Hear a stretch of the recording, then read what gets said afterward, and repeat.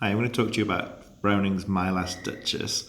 I think the first thing to point out is that it is the strongest real example of the full conventions of a dramatic monologue. And so if you're just trying to revise the features of a dramatic monologue, it's good to come back to this poem because it has such a clear speaker, listener, and dramatic situation. And the other important thing is to think about its setting, because whilst we talk about Browning as a Victorian poet, this one is deliberately set hundreds of years earlier in Renaissance Italy. And the setting is particularly stressed using the subheading Ferrara. So the Duke is the Duke of Ferrara, and what you need to know is that Italy at that time wasn't a whole country, but a series of city-states. So as the Duke of Ferrara, he has absolute power within his own little world. And that is really important in terms of this persona of a powerful, arrogant duke. And so the title is given extra significance by its repetition in the opening line.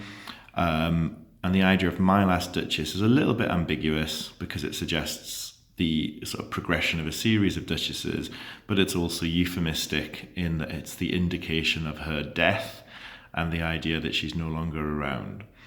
It also stresses the possessive kind of tone of a speaker who feels that he owns women and has absolute power, because we have this possessive determiner my repeated so early on. And the initial sort of situation of the poem is this conversation with the messenger, the listener, who becomes much more apparent towards the end. But it begins with us being placed in that position and the Duke kind of pointing the painting out to us. The description of it then starts to hint at his envy, his jealousy, because the painter, Fra Pandolf, is one of the many figures that he seems to have a really jealous attitude towards and a distrust of his dead wife's behaviour.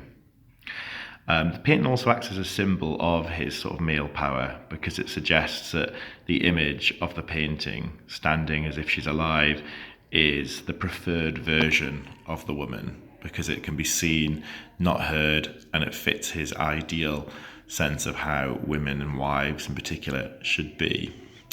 And particularly in the parenthesis, you see him mention how none puts by the curtain but him. So the curtain becomes symbolic of his sort of control and ownership of the painting, which is an embodiment of the dead Duchess.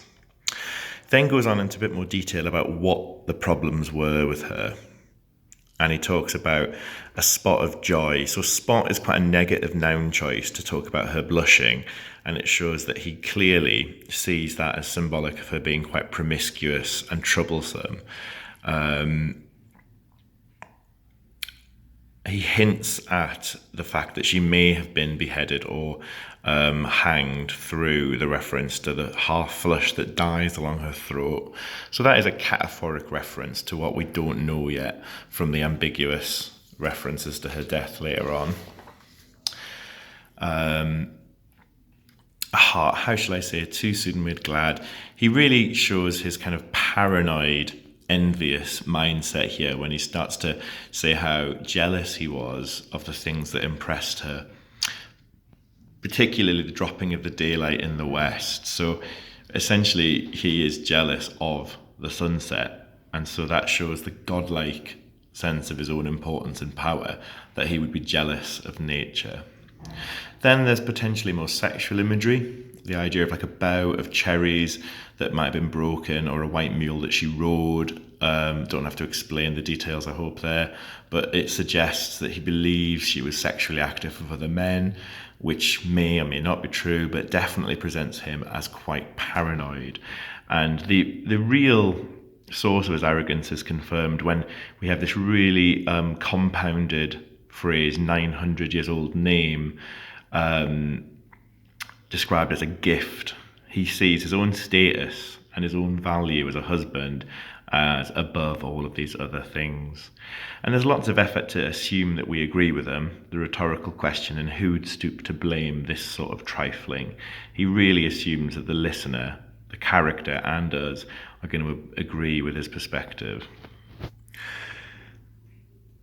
And he really just makes his dismissal so clear when he moves on to say, even then would be some stooping, and I choose never to stoop. And this is one of the many moments in the poem where Browning's use of a medial caesura, a pause in the middle of the line, really stresses the key moments of character revelation. I suppose the assonance of choose and stoop foreground it even more. Then we have the actual description of death, and it's kept as ambiguous as possible. So again, caesura in the middle of that line, much the same smile, pause, this grew. I gave commands as very euphemistic and vague. You could interpret that as that he doesn't want to give the harsh details, but it could just be that it means so little to him. It's just another wife put to death. Who cares? All smiles stop together. Very grim way of describing this end for her. Then the return to describing the painting, shows again that he prefers and is happy with the kind of painted version more so than the real one who he needed rid of.